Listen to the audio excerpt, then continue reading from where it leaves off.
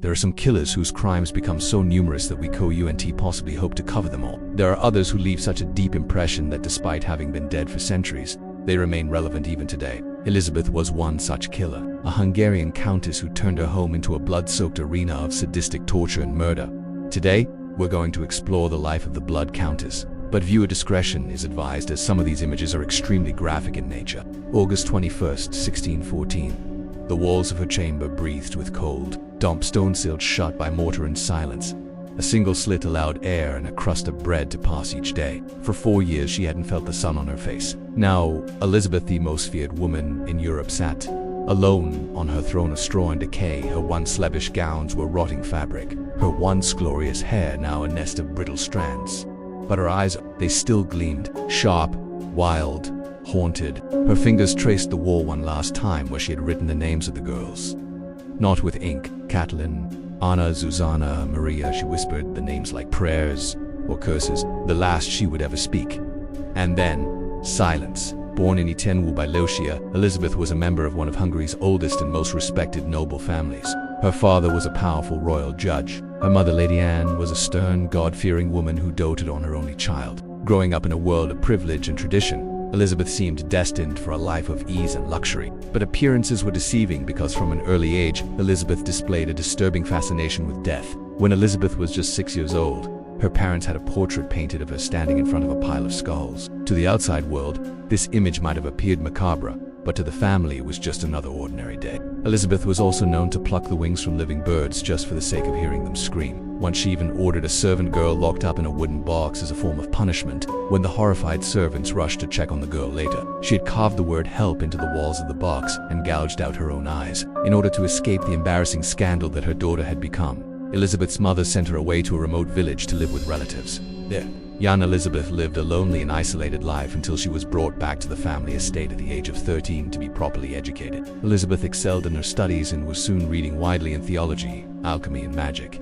And although her thirst for knowledge was impressive, her thirst for blood was becoming increasingly disturbing. At the age of 14, Elizabeth met and fell in love with a dashing young nobleman, Florence Nut. But unfortunately, he wasn't her only suitor. King Stephen Bathory himself wanted Elizabeth to marry his son Gula. However, after the king died suddenly, perhaps not so surprisingly, her family decided that the marriage should go ahead as planned. On May 12, 1575, Elizabeth and friends were married in a lavish ceremony and they set off to live at his family estate at Cactus Castle. The newlyweds enjoyed a happy marriage and had 3 children together, 2 sons and a daughter. However, tragedy struck in 1580 when her husband went off to war and never came back. After Ferenc's death, Elizabeth's behavior grew increasingly erratic, and she started dabbling in witchcraft and the occult. And it didn't take long for her to transform the castle into a house of horrors. She personally oversaw the construction of a torture chamber underneath the castle and reportedly enjoyed torturing and killing animals for sport. But all the while, villagers started to notice that people were going missing. At first, nobody suspected Elizabeth. In fact, everybody loved her. She was a war widow raising 3 children alone, and her kindness and generosity were legendary. Whenever a peasant family lost a child, she invited them to stay at the castle and care for the youngsters, and whenever they accepted, those children never came back. Then the rumors started. Soon, nobles started to disappear, too, and fear turned to certainty. People began to whisper that Elizabeth was a vampire, and that she dipped her bread in blood. By 1601, she was so infamous that the local bishop called for her arrest. But before the sheriff could lay a hand on her, Elizabeth fled to her own castle. For a time it seemed as if she would get away with it. But in 1604, a traveling monk noticed that a young maid had fled the castle in terror, claiming that Countess had murdered several girls and bathed in their blood.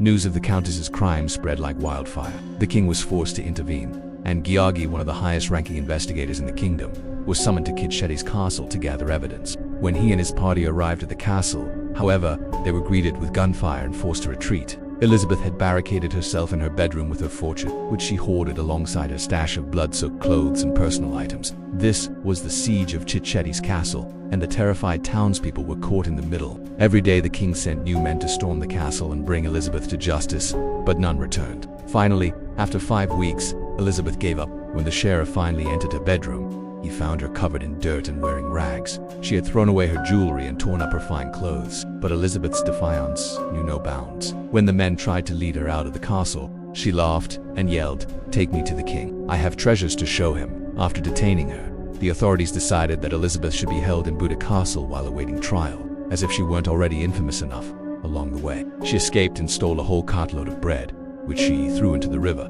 "Let the poor eat," she cried. "I don't need it anymore." Although many people were outraged by her seemingly endless supply of wealth, they admired her brazen attitude and reckless abandon. So when Elizabeth heard the cheers from the crowd, she smiled and waved. On March 15, 1607, Elizabeth stood trial for her crimes. She was charged with the killings of more than 600 victims, including nobles, clergy, peasants, young women, and even small children. Elizabeth showed no remorse. Instead, she sat calmly in court, laughing, eating candy and enjoying the show. She had clearly gone insane. She was found guilty of all charges against her and sentenced to life in prison. But what happened next is a little unclear, as there are some conflicting reports. Some accounts claim that the sentence was carried out, and Elizabeth spent the remaining 10 years of her life locked up in her own room in a tower where she continued her bloody rituals, feasting on the blood of cats and dogs. Others, however, claim that her status as a noblewoman saved her and she avoided prison altogether. However, in 1614, when the town of Cactus was demolished, the world got a glimpse of what had really been going on behind those castle walls.